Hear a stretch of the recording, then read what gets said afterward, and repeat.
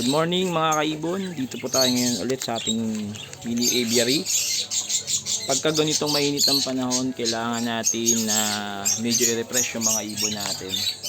So para hindi sila prone sa tinatawag na heat stroke. Kasi kadalasan yan ang kinamamatay ng mga alaga nating ibon, yung heat stroke.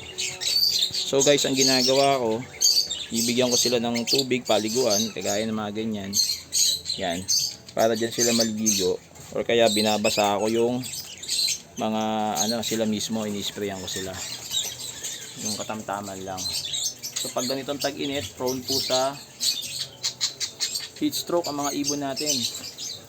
Kaya dapat lahat ng mga alaga nating hayop, babasain natin sila. So ang ginagawa ko, magamit ako ng hose, ini-sprayan ko sila para kahit papano mapreskuhan, hindi sila mainitan mga kaibon. So yan po, yan. Mamaya lalagyan ko sila ng mga liguan kagaya nito. Nilagyan ko na siya kahapon. Yan, magliguan sila. Yan dito rin sa baba.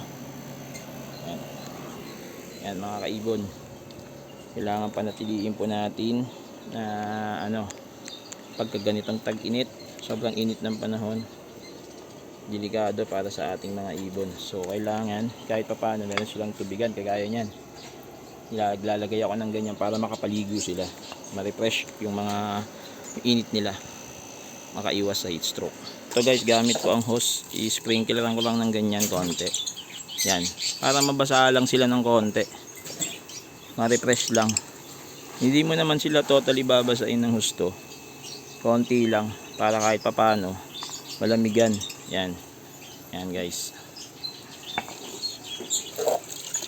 Yan po, para tip, iwas din po sa pagka heat stroke ng ating mga ibon, dahil napakaselan po ng mga yan, lalo ngayong tag-init. Prone ang mga alagang hayop, especially ang mga ibon, kahit nga malalaking mga alaga natin, mga aso, pusa. So kailangan nila so yun guys, tip lang po.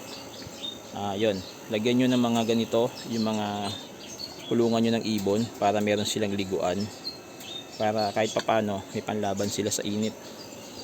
So yun lang guys, maraming salamat po mga kaibon.